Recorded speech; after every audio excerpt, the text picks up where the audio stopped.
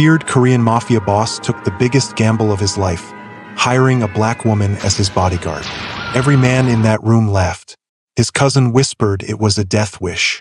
His lieutenants muttered that desperation had finally broken him. Even his sister questioned his sanity. But Kang Dae-ho wasn't crazy. He was hunted. 3 assassination attempts in 10 days. A $10 million bounty on his head. And someone inside his own circle feeding secrets to his enemies. He needed protection no one could see coming. Naomi Cross wasn't looking for a job. She was looking for a reason to survive. Who was this woman? Why had no one ever heard of her? And why would the most dangerous assassins in Korea underestimate her? The answer was simple. Naomi had spent 8 years as the CIA's most classified weapon. A ghost who protected ghosts. A soldier they tried to erase when she became inconvenient. 16 killers were sent to finish Kang Dae-ho that night. By sunrise, every single one of them would be broken. And they would remember her name. But how did she do it? That's the story you're about to witness. Kang Dae-ho had built his empire from nothing. Born in the gutters of Busan, son of a fisherman who worked 18-hour days just to keep rice on the table. When Dae-ho was 14, loan sharks beat his father to death over a debt that amounted to less than $3,000. That night, something inside the boy died. And something else was born. By 19, every man responsible for his father's death had disappeared. No bodies were ever found. No questions were ever answered. The whispers began. There was a young serpent rising in Busan, and he showed no mercy. By 25, Dae-ho controlled the docks. By 30, he owned the nightclubs, the construction companies, the politicians who looked the other way. By 38, the Iron Serpent Syndicate was one of the most powerful criminal organizations in South Korea. For 2 decades, Kang Dae-ho had been the hunter, the predator, the name that made grown men lower their eyes and speak in whispers. But now, at 42, the hunter had become the hunted. Started 3 weeks ago. The first attempt came as a car bomb outside his favorite restaurant. The explosion killed his driver instantly and wounded 2 bodyguards. Dae-ho survived only because he had stopped to take a phone call and was still 30 feet from the vehicle. Luck. Nothing more. The second attempt was more personal. A business dinner with associates from Japan.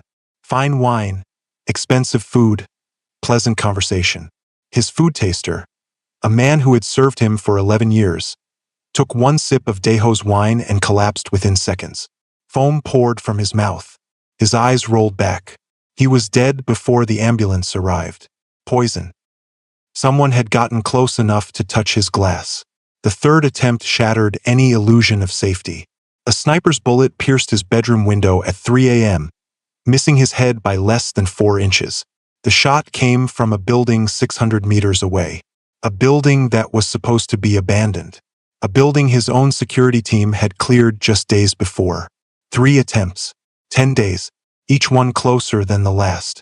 Someone wanted Kang Dae-ho dead. Someone with resources. Someone with patience. Someone with inside information. And then came the final blow.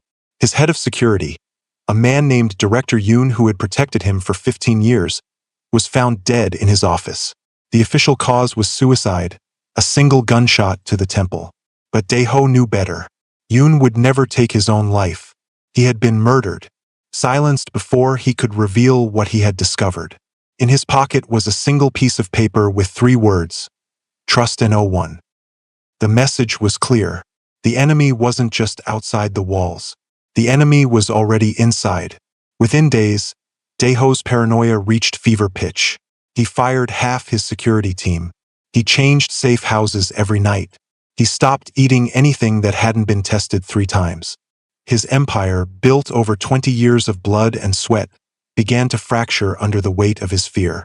Business partners distanced themselves. Lieutenants whispered behind closed doors. The Iron Serpent was wounded, and every rival in Asia could smell the blood. Then the bounty appeared. $10 million. Posted on the dark web. Available to anyone who could deliver proof of Kang Dae-ho's death. The deadline? The night of the Eastern Summit. A gathering of Asia's 5 most powerful crime lords, scheduled in just 5 days. If Dae-ho attended, he would be walking into a room full of potential enemies. If he didn't attend, he would lose his seat at the table forever. Either way, someone was betting he wouldn't survive the week. Desperation makes men do dangerous things. It made Kang Dae-ho consider the unthinkable. "Find me someone," he ordered his last trusted advisor. "Someone no one expects. Someone my enemies won't see coming. I don't care where they're from. I don't care what they look like. I only care if they can keep me alive for 5 more days." His advisor hesitated. "Sir, I may have found someone, but you won't like it." If you've ever been underestimated and made people regret it, type underdog in the comments. This story is for you. 6,000 miles away from the life she once knew, Naomi Cross was trying to disappear. Seoul wasn't home. Nowhere was home anymore. But Seoul was anonymous. A city of 10 million people where a Black American woman could blend into the expat crowds and foreign business districts without too many questions. She had been in Korea for 3 years now. 3 years of running. 3 years of trying to forget what she had been, what they had made her. Naomi Cross had spent 8 years as a CIA Special Activities Division operative. SAD was the agency's darkest corner, the place where normal rules didn't apply and official records didn't exist. She had protected high-value assets in war zones, extracted defectors from hostile territory, eliminated threats that the government couldn't acknowledge publicly. Her code name was Spectre, a ghost who protected ghosts. She was the best at what she did, and that's exactly why they tried to kill her. 3 years ago, a mission in Eastern Europe went wrong. She was assigned to protect a Russian defector, a scientist with information that could shift the balance of global power. But the defector was bait, a trap set not by foreign enemies, but by elements within her own agency. Her entire team was slaughtered. Naomi survived only because she was too stubborn to die. She crawled through snow for 6 miles with 2 bullets in her body, crossed a frozen river, and made it to a safe house that was supposed to be compromised. When she finally reached American soil, expecting medical care and answers, she found something else entirely. A dishonorable discharge. Falsified records claiming she had gone rogue. Her identity erased, her service denied, her existence made inconvenient. They had used her, burned her, and then tried to bury her. Naomi vanished before they could finish the job. Changed her name, changed her face, moved through a dozen countries before settling in Seoul, where she took jobs that didn't ask questions about the past. Nightclub security. Private protection for businessmen with secrets. Underground fight clubs where rich men bet on violence. The money kept her alive. The work kept her sharp. But nothing could silence the nightmares. The faces of teammates she couldn't save. The betrayal she couldn't avenge. The identity she couldn't reclaim. She wasn't living. She was surviving. And some days she wasn't sure why she bothered. The night everything changed, Naomi was buying cigarettes at a convenience store in Itaewon. She noticed them immediately. 3 men. Nervous energy. Hands hidden under jackets. Eyes scanning the store like predators assessing territory. The robbery happened fast. One man grabbed the elderly shopkeeper. Another aimed a pistol at the customers. The third moved toward the register, shouting demands in Korean. Nobody moved. Nobody breathed. Fear paralyzed the room. But not Naomi. She didn't think. Didn't calculate. Her body simply responded with muscle memory forged through years of training. The first robber's wrist snapped before his brain registered she had moved. The gun clattered to the floor. Before he could scream, an elbow strike collapsed his windpipe. Not enough to kill, just enough to silence. The second robber spun toward her, finger tightening on the trigger. He was too slow. Naomi closed the distance in one stride, redirected the weapon toward the ceiling, and drove her palm into his solar plexus. He folded like paper. The third robber ran for the door. He made it exactly 4 steps before Naomi's foot swept his legs from under him. He hit the linoleum face first. She was on him instantly, knee between his shoulder blades, arm twisted behind his back at an angle that promised permanent damage if he resisted. 15 seconds. 3 armed men. 0 casualties. The shopkeeper stared at her with his mouth hanging open. A customer dropped her phone. Someone whispered a prayer. Naomi zip-tied the robbers with their own shoelaces, left cash on the counter for her cigarettes, and walked out into the night without a word. She never noticed the black sedan parked across the street. She never saw the man in the passenger seat watching her through tinted windows, recording everything on his phone. 20 minutes later, that video was playing on Kang Dae-ho's private screen. His advisor leaned forward. "I told you, someone impossible." Dae-ho watched the footage 3 times. The precision, the efficiency, the complete absence of hesitation. This wasn't street fighting. This was military, elite military. "Find her," he said quietly. "Bring her to me." Still watching? That means you get it. Capability has no color, no gender, no nationality. Hit like if you're tired of people missing what's right in front of them. The Iron Serpent's headquarters was a fortress disguised as a modern estate. 20-foot walls lined with sensors. Armed guards patrolling manicured gardens. Bulletproof glass in every window. Cameras watching cameras. The architecture screamed power. Cold concrete, sharp angles, zero warmth. Naomi arrived at the main gate wearing combat boots, black jeans, and a leather jacket that concealed old scars and older instincts. No jewelry, no makeup, nothing that would slow her down in a fight. The guards looked at her like she was a joke. One muttered something in Korean to his partner. Something about Dae-ho finally losing his mind. Something about this being the entertainment for the evening. They laughed. Naomi understood every word. She had learned Korean in her 2nd month here. Immersion, not classrooms. She filed their faces away in her memory. If she got this job, they would learn the cost of underestimation. Inside, the hostility only intensified. A man blocked her path in the main corridor. Broad shoulders, expensive suit, a face that expected the world to move around him. Park Jae-min, Dae-ho's cousin, 2nd in command. "You're the protection?" He looked her up and down like she was spoiled meat. "I've seen scarier things in my daughter's daycare." Naomi didn't respond, just waited. Silence was its own weapon. Jaemin's smirk faltered. He wasn't used to being ignored. After a long moment, he stepped aside and gestured down the hall. "Don't get comfortable. You won't last the hour." The interview room was designed to intimidate. Dae-ho sat behind a massive desk, for armed guards flanking him like statues. His eyes were cold, calculating, the eyes of a man who had survived by trusting no one. Beside him stood a woman with perfect posture and a face that revealed nothing. Kang Soo-yeon, his sister.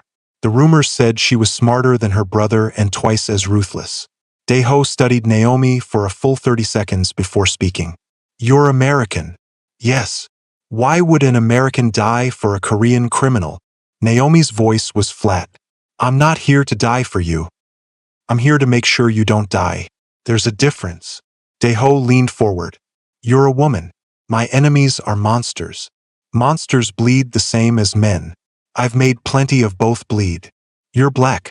You'll stand out everywhere in Seoul. How is that an advantage?" Naomi almost smiled. "Almost. Standing out means they watch me. While they're watching me, they're not looking for the knife I'm sliding toward their throat." The guards shifted uncomfortably. This wasn't going the way they expected. Dae-ho's final question cut deeper. "Everyone I've trusted has failed me. My security chief is dead. My own people may be plotting against me. Why should I believe you're any different?" Naomi met his gaze without blinking. "You shouldn't believe anything. Belief is what got you here. Fear is what keeps you alive. I'm not asking for your trust, Mr. Kong. I'm offering your survival. 5 days. That's all you need. I can give you 5 days. And what do you want in return? Payment. After. If you're still breathing." Silence hung in the room. The guards exchanged glances. Soo-yeon's expression remained unreadable. Finally, Dae-ho nodded. "You're hired." Jae-min stepped forward immediately. "Cousin, this is madness. Madness is doing the same thing and expecting different results. I've hired killers and soldiers and men with 20 years of experience. All of them failed. Maybe it's time to try something no one expects." He turned back to Naomi. 5 days, Miss Cross. Prove them all wrong. Naomi nodded once. I intend to.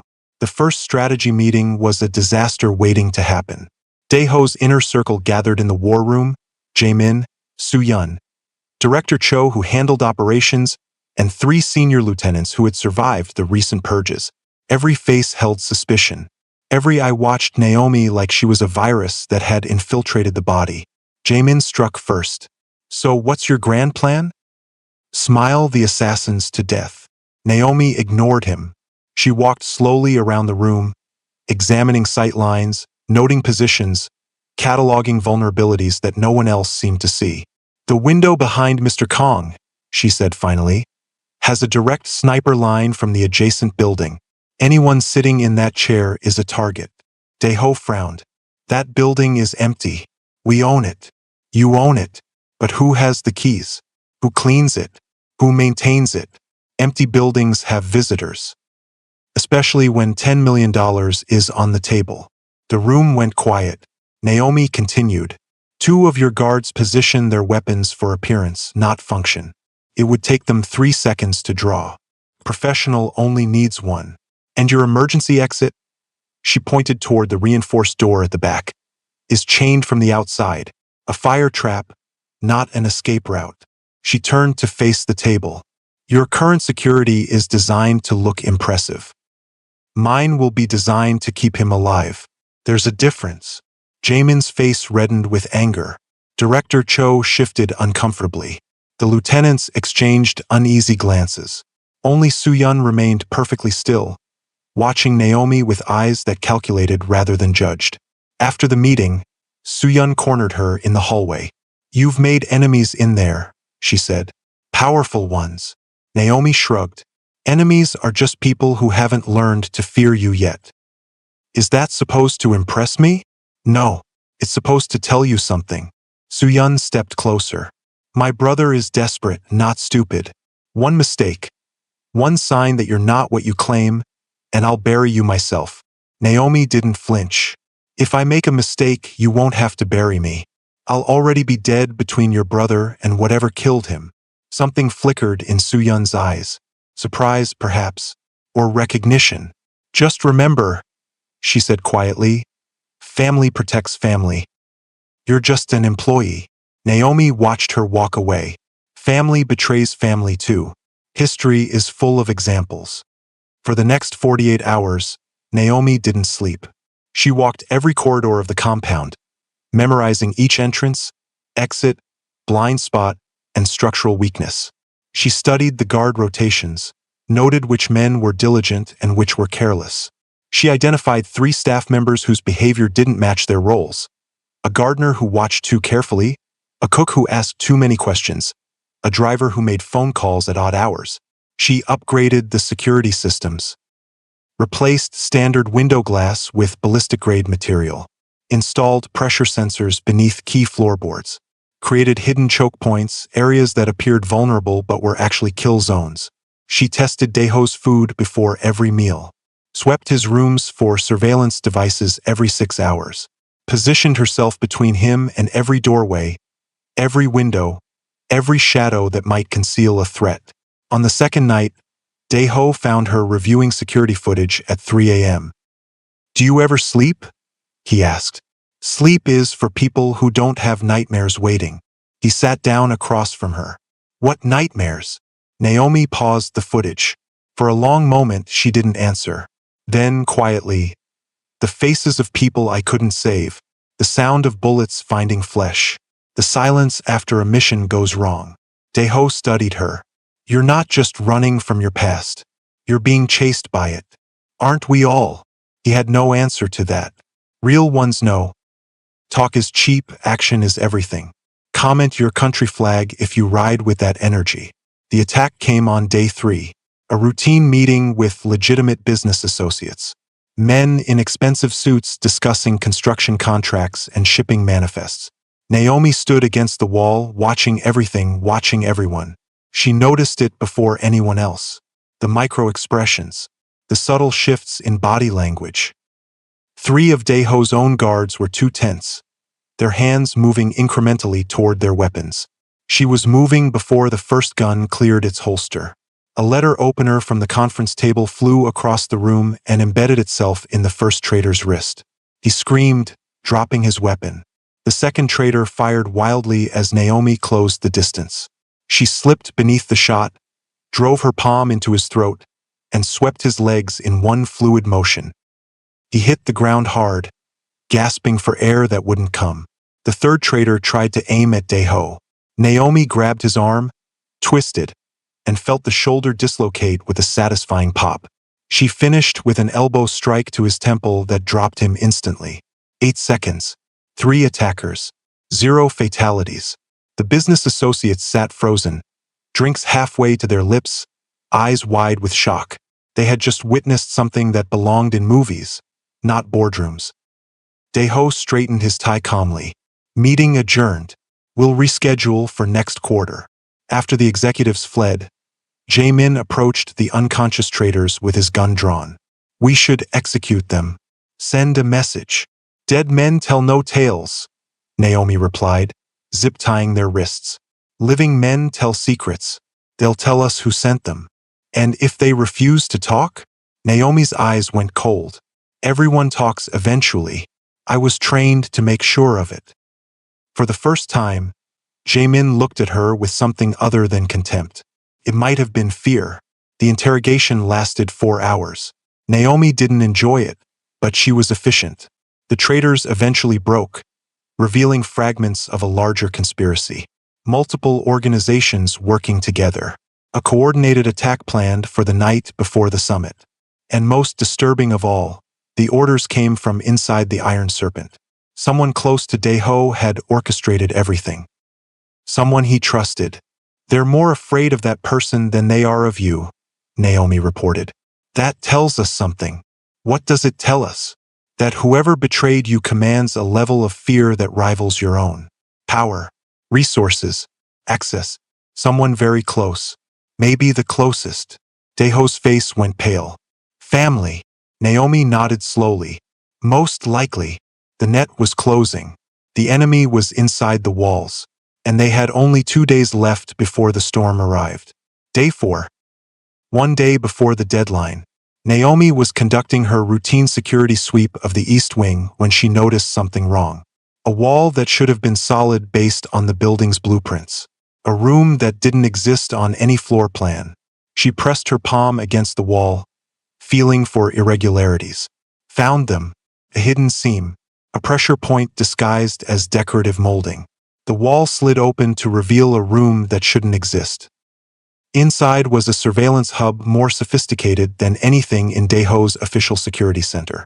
Multiple monitors displayed live feeds from every corner of the compound, including angles Naomi hadn't installed, hidden cameras in bedrooms, microphones in private offices, feeds from locations outside the compound walls. Someone had been watching everything. For months. Naomi's blood ran cold as she examined the equipment. This wasn't amateur work. The routing systems bounced signals through multiple satellites. The encryption was military-grade. The storage drives contained terabytes of recorded conversations, meetings, private moments. Detailed files filled the drawers. Psychological profiles of every member of Dae-ho's inner circle. Leverage points. Weaknesses. Secrets that could destroy careers and end lives. Communication logs with external contacts, all encrypted, all untraceable by conventional means. This wasn't just a traitor gathering information. This was a full intelligence operation. She found Dae-ho in his private study and brought him to see it. His face cycled through shock, rage, and finally a terrible understanding. This is government work, he said quietly, staring at the screens. CIA, NIS, someone with resources beyond any criminal organization. Naomi nodded. Someone has been studying you for a long time, learning your patterns, mapping your vulnerabilities, waiting for the perfect moment to strike. And that moment is tomorrow night. Yes. Dae-ho slammed his fist against the wall. Who has access to this level of technology? Who could build this without my knowledge? Naomi had her suspicions, but suspicions weren't proof. And in the next 24 hours, proof could mean the difference between survival and extinction. I need to search everyone's quarters tonight, she said. Everyone in your inner circle.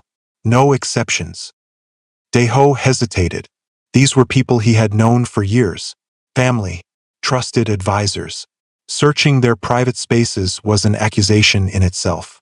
Do it, he said finally. Find the snake in my house. The loudest person in the room is rarely the most dangerous. If you move in silence, drop an emoji below. That night, while the compound slept, Naomi became the ghost she had been trained to be. She started with Park Jaemin's quarters. The cousin lived lavishly. Too lavishly. Custom Italian suits filled his closet. Luxury watches worth more than most people earned in a decade lined his dresser. Hidden beneath his mattress, she found gambling receipts, debts to establishments connected to rival syndicates, hundreds of thousands of dollars owed to the very people who wanted Daeho dead. Motive: money, resentment, the eternal bitterness of standing in a more powerful man's shadow. Director Cho's rooms told a different story. Minimalist, Spartan. Almost no personal effects. A man who either had nothing to hide or was very good at hiding everything. But in the lining of his suitcase, Naomi found a burner phone. Recently used. The call history was deleted, but the SIM card held ghosts of data that a forensic expert could resurrect. Motive: unknown. But the hidden phone screamed guilt. The 3 lieutenants yielded less interesting results. One was a family man with children's drawings taped to his mirror. Vulnerability through loved ones. One was clearly a hedonist whose room smelled of expensive cologne and cheaper conquests, easily manipulated through pleasure. The third was paranoid, sleeping with a gun under his pillow and 3 different locks on his door. Scared, but of what? Finally, Naomi entered Kang Soo-yeon's quarters. The sisters' rooms were elegant, controlled, reflecting the woman who inhabited them. Books lined the shelves: law, philosophy, international relations. Not light reading. This was a woman who thought deeply about justice, power, and the systems that govern both. Then Naomi found the hidden compartment behind the mirror. Inside, university transcripts showing Soo-yeon had nearly completed a law degree at Seoul National University before dropping out. A photograph of a younger Soo-yeon in graduation robes, arm in arm with a man in a government official's uniform, and an encrypted phone with a messaging app Naomi recognized. One used by intelligence agencies worldwide. The pieces clicked together with sickening clarity. Naomi was photographing the evidence when she heard the floor creak behind her. Find what you were looking for? Soo-yeon stood in the doorway, face unreadable. Naomi didn't reach for a weapon, didn't tense, simply turned to face her. The man in the photo. Who is he? Someone from another life. NIS. Soo-yeon's composure flickered for just a moment. Surprise. Then it was gone, replaced by something harder. You're more clever than I expected, and you're more connected than your brother knows. Silence stretched between them. 2 women who understood power and deception in ways most people never would. Finally, Soo-yeon spoke. Be very careful, Miss Cross. Some doors don't close once they're opened. Some truths destroy more than they reveal. I'm not here for truth. I'm here to keep your brother alive. Then perhaps we want the same thing. Just through different methods. Soo-yeon stepped aside, clearing the doorway. An invitation to leave. Or a trap. Naomi walked past her, every sense alert for an attack that never came. Tomorrow night, Soo-yeon said softly as Naomi reached the hallway. When everything falls apart, remember this moment. Remember that I let you go. Day 5, the final day. Daeho gathered his entire household in the main hall, staff, guards, family, lieutenants. Nearly 50 people who had access to the compound. Any one of them could be a traitor. Any one of them could be innocent. He stood before them like a general addressing troops before a final battle. Someone in this room wants me dead, he announced, his voice carrying to every corner. I don't know who, but I know the attack is coming tonight. Nervous whispers rippled through the crowd. Anyone who wishes to leave may do so now. No punishment. No retaliation. I will provide enough money to start over somewhere else. I ask only that you decide now, because once night falls, Anyone attempting to leave will be considered hostile. The silence that followed was suffocating. Then an elderly housekeeper, a woman who had served the Kong family for 30 years, stepped forward. "I stay," she said simply, bowing her head. One by one, others joined her. The head chef, 2 gardeners, a young maid who couldn't have been older than 20. About half the security team. Others hesitated, looked at each other, looked at the door. Then they made their choices. By the time it was over, roughly 40% of the household had taken the money and left. Those who remained stood taller, their loyalty now a choice rather than an obligation. Dae-ho turned to his inner circle. Jae-min looked relieved, then quickly masked it with his usual arrogance. Director Cho kept glancing at his pocket, where his burner phone was hidden. Soo-yeon remained perfectly composed, as always. "Tonight we survive," Dae-ho said. "Tomorrow we rebuild. And those who betrayed us will learn that the Iron Serpent's bite is still fatal." That evening, Naomi made her final preparations. The compound had been transformed into a tactical nightmare: pressure plates, trip wires, electronic countermeasures, hidden weapons caches. Every advantage she could manufacture from 2 decades of training. She found Dae-ho on the rooftop garden, staring at the rising moon. "Are you ready?" he asked without turning around. "I'm always ready. The question is whether your people are." "They're scared." "Good. Fear keeps you sharp. Overconfidence gets you killed." Dae-ho finally turned to face her. "What happens to you after tonight, if we survive?" Naomi considered the question. She hadn't thought about after in years. Tomorrow had always seemed like an abstract concept, not a guarantee. "I don't plan that far ahead. Maybe you should start." She met his eyes. "Maybe. But first I need to make sure there is an after. For both of us." The sun set, the moon rose, and somewhere in the darkness, 16 killers began their approach. At 11 p.m., Naomi gathered the inner circle in Dae-ho's fortified office. Reinforced walls, bulletproof glass, a single entrance with a door that could withstand small explosives. "No one leaves this room until I return," she announced. "No matter what you hear outside, gunshots, screams, explosions, that door stays locked." Jae-min sneered. "So we just sit here while you play hero? You sit here while I do my job. Unless you'd prefer to join me out there." He didn't respond. "The code to unlock the door is Spectre. If anyone comes to that door without speaking that word, they're hostile. Act accordingly." She looked at each of them. Jae-min, sweating despite the cool air. Director Cho, unnaturally calm. Soo-yeon, watching Naomi with an expression that might have been respect. The 3 lieutenants, gripping their weapons like lifelines. "Stay alive," she said. "I'll be back before sunrise." She stepped through the door, heard it lock behind her, and disappeared into the shadows. The hunt had begun. The motion sensors triggered at 11:47 p.m. for figures scaling the east wall, exactly where Naomi had predicted they would.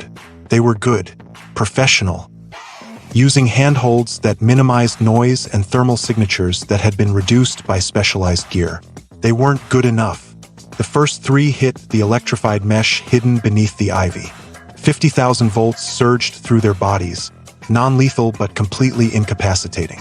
They dropped silently, muscles seizing, unable to even scream. The 4th was smarter. He spotted his colleagues falling and adjusted his route, avoiding the trap. He landed in the garden thinking he was safe. Naomi was waiting. He saw her shadow for half a second before her fist connected with his solar plexus. The air left his lungs in a rush. A follow-up strike to his temple dropped him beside his twitching colleagues. For down. 12 to go. The next team breached from the north, moving with military precision. 5 operators using thermal imaging, suppressed weapons, and coordinated hand signals. These weren't street criminals. These were trained killers. Naomi watched them from the shadows, analyzing their patterns. They moved like a unit that had trained together for years. Their formation protected each other's blind spots. Their communication was seamless, but they made one critical error. They assumed they were the only predators in the dark. She took the rear man first. A sleeper hold from behind, applied with enough pressure to drop him in 8 seconds. His teammates didn't notice until it was too late. The fourth man turned to check on his colleague and found only empty space where a body should have been. Before he could raise the alarm, Naomi's knife pressed against his throat. Flat side, not edge. A warning. "Sleep," she whispered, and the nerve strike dropped him silently. The remaining 3 finally realized something was wrong. They formed a defensive circle, weapons raised, scanning the darkness. Naomi threw a stone to their left. When they turned, she attacked from the right. The first went down to a knee strike that shattered his stance and a follow-up elbow that cracked his jaw. The second managed to fire one wild shot before she redirected his weapon and used his own momentum to slam him into the ground. The third tried to run. He made it exactly 6 steps before she caught him. 9 down, 7 to go. This wave was different. 2 snipers on adjacent rooftops. 2 spotters on the ground coordinating their fire. Naomi had mapped the sniper positions days ago. She knew their sight lines better than they did. She moved through the blind spots she had memorized, circling behind the first spotter. The takedown was silent, a rear chokehold that cut blood flow to the brain. He was unconscious in 10 seconds. The second spotter noticed his partner's absence, started to radio the snipers. Naomi's thrown blade caught his radio, destroying it in his hand. Before he could react, she closed the distance and ended his participation with a precision strike to the vagus nerve. The snipers were more challenging. High ground, clear sight lines, trained to spot threats. But they were looking down and Naomi came from above. She had scaled the adjacent building while they were focused on the compound. The first sniper never saw her coming, just felt the impact that separated him from consciousness. The second sniper spun, rifle raised, finger on trigger. Naomi knocked the barrel aside and drove her elbow into his throat. Not hard enough to kill, just hard enough to ensure he wouldn't be getting up for several hours. 13 down, 3 to go. They thought she was the prey. Plot twist. Subscribe if you love watching arrogance get humbled. The last 3 were different. Naomi knew it the moment she saw them move. Their tactics were familiar. Their hand signals were American. Their equipment was CIA issue. These weren't hired killers. These were SAD operatives. Her former colleagues.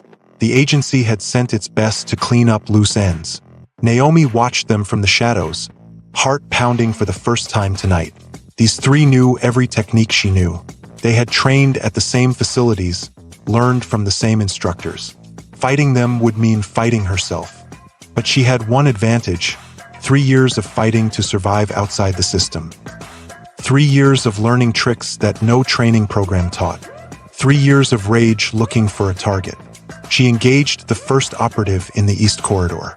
He was good, fast, precise, anticipating her movements. But she had evolved beyond what she'd been trained to be. She feinted left, watched him commit to the counter, and struck where no textbook said to strike. He went down hard, confused by techniques he'd never seen.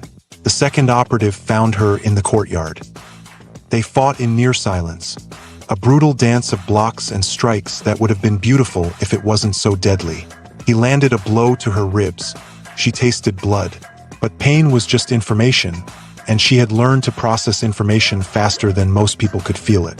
She caught his arm on the next strike, hyperextended his elbow, and drove her knee into his chest. He crumpled. The third operative waited in the garden. When Naomi found him, he had removed his mask. Marcus Webb, her former handler, the man who had burned her. Naomi, he almost smiled. I knew you'd survive. You always were my best work. Your work. She circled slowly, looking for an opening. You tried to kill me. I tried to retire an asset that had become a liability. Nothing personal. It felt personal when you left my team to die. Webb shrugged. Collateral damage. The mission required. Naomi attacked before he could finish. Not with technique. Not with precision. With 3 years of rage finally finding its target. Webb was good.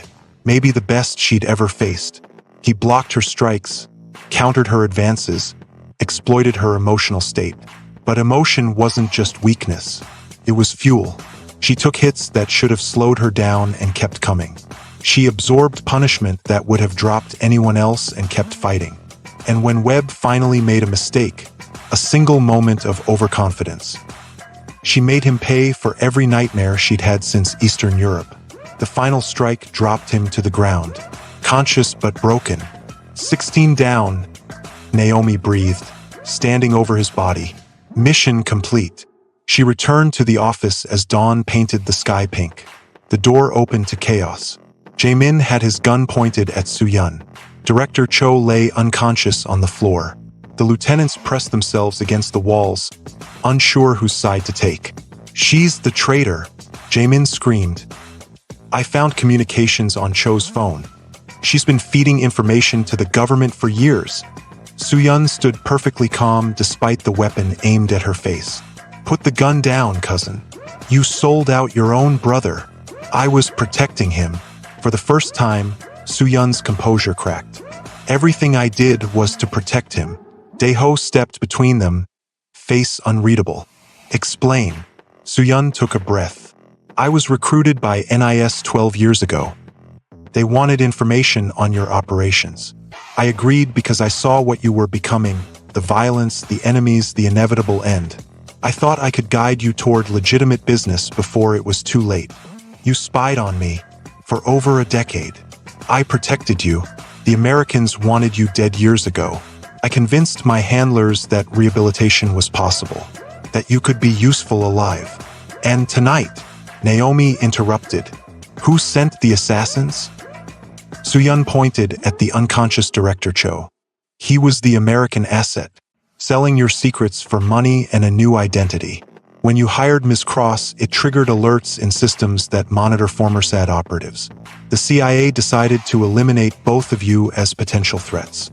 She looked at her brother with tears she refused to let fall. "I tried to warn you without exposing myself. I let your new bodyguards search my quarters, hoping she would understand that I wasn't the enemy." Dae-ho stared at his sister. 12 years of deception. 12 years of double lives. Everything he thought he knew was a lie, but also 12 years of protection. 12 years of a sister putting herself between him and forces he never even knew existed. "You could have destroyed me 100 times, he said quietly. "Why didn't you?" "Because you're my brother. Because family protects family. Even when family doesn't know it needs protecting." By sunrise, the compound was quiet. 16 assassins lay in secured rooms, awaiting interrogation. Director Cho was in custody, facing questions he wouldn't enjoy answering. The evidence of CIA involvement would become leverage, an international incident that would force the shadows back into darkness. Naomi found Dae-ho on the rooftop garden, watching the sun rise over Seoul. He held 2 glasses and a bottle of something expensive. "Celebrating?"